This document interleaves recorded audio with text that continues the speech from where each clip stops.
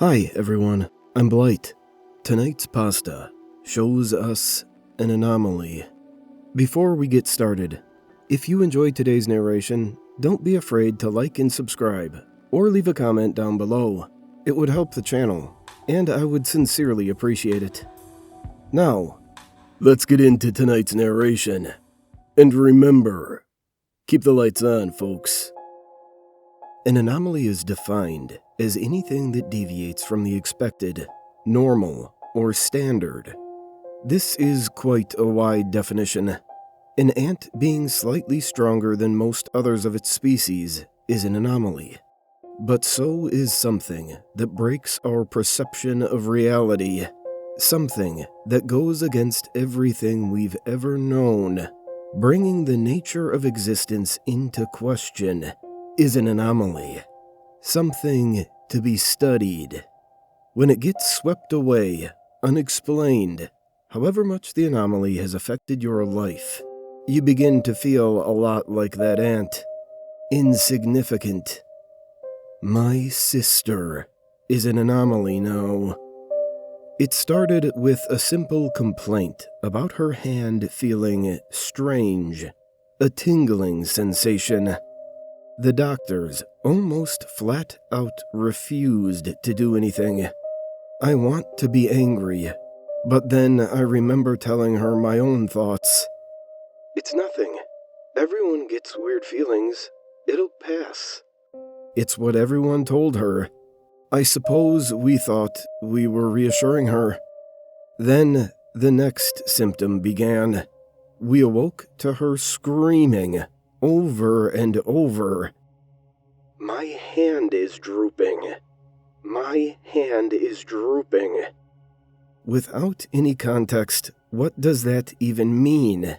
She knew exactly what it meant. She was the only one living this nightmare. Nobody could quite understand what she felt. I burst into her room seconds before our parents did the same. There she knelt, on her bed, with the fingers of her right hand about twice as long as usual. I can feel them, she cried. They're trying to continue. My mother flicked the switch, perhaps hoping that our eyes deceived us in the dark. The middle of the night, in a very dim light. It seemed to teeter right on the edge of reality. It's the perfect condition to conjure up an illusion of the mind. Yet this, right here, was as real as you. Her hand was stretched. My mother immediately dialed the emergency services, whilst my father went into comfort mode. Hey, it's all right. Are you feeling okay? My sister sat for a moment, staring at her hand. Her breathing remained constantly heavy.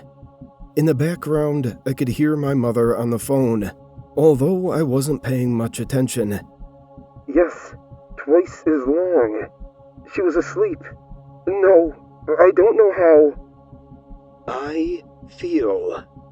She paused, perhaps focusing on the feeling, deciding whether or not she felt okay. How would she even describe okay in this moment? Long. My father and I glanced at each other for a moment. Was that meant to be a joke? I smiled awkwardly. What does that mean? She got up from her bed, making it slowly apparent to all of us that she was taller. Not by much, maybe an inch or two, but in the context of human height overnight, that's a lot. The room fell silent. I think I could make out the operator on the other side of the phone, trying to see if my mother was still there. Physically, she was, but mentally, I think she was just worried for her daughter. What's happening to me? Her voice broke slightly. It broke all of us along with it. To sound so dazed and lost about your own self is heartbreaking. It was the last time I saw her with any description of human emotion. She lunged towards my mother in the doorway, not to hurt her, just to leave the room. Although, with all the urgency she had in her movement, I don't believe she would have cared if she hurt anyone on the way out. We all called out for her, but she didn't turn back around. She didn't speak. She just ran through the house. Leaving the light of her room, she blended into the shadows. I don't know if it was my mind deceiving me, but I swear I saw her hit her head on the ceiling multiple times, as if she was growing further. Each time she did, she grunted with pain, as if using a voice that was not her own.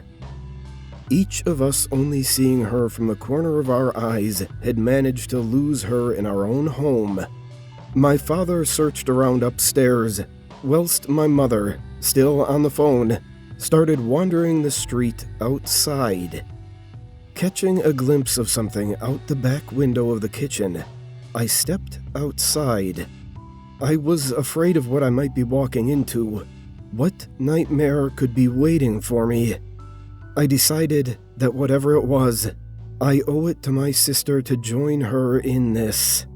Slowly, I made my way towards the movement. She had wrapped herself around a tree in the garden, one we used to climb as kids. She spoke something that I could only just make out over the sound of my own pounding heart. Everything is long. Her voice, raspy and weak, frightened me. Her black hair, usually down to her shoulders, now found its way down to the floor. I couldn't see her fully in the night, but the moonlight allowed me to see her vague shape. She was elongated, more so than before. My voice shook as I spoke, trying to calm her. We'll fix this. I held out my hand. For a moment, I thought she might hold out her own. Maybe she would have, if the sirens weren't so loud. An ambulance at the front of the house caught her attention as she let go of the tree, her snake-like limbs falling to the ground as she made her way over the fence. They never caught her. We never found her. Her funeral was held a month later. It's been 3 years. I still live in the same house. Her bedroom is almost exactly as it was. We keep her door open. Sometimes as I walk past, I imagine her, sat in her bed. Her body is back to its regular self. I'm okay now. She'll say, You helped me. but it's a mirage, a trick of the mind. My sister as herself is no longer real. Is she still out there? Stretched. I got my answer last night. Unable to sleep, I slowly became acutely aware of a tapping noise. I don't know how long it had been going before my mind allowed it to be perceived. Seconds, minutes, hours. I suppose it doesn't matter. Once I had heard it, it stayed. 5 taps, rhythmically pattering against my window. Sick of the noise, I got up, ready to see tree branches blowing in the wind. Instead, I saw 5 long fingers extended from below my vision. The palm of the hand seemed just on the edge of what I could see. A face, beginning halfway up the window and continuing far below, looked in at me. The eyes were long, the open mouth being even longer. This was unmistakably my sister's face. Whether or not it's my sister is another question. I stood there for a moment, recoiling, but not making a sound. Her appearance is not what scared me the most. My hand began to tingle.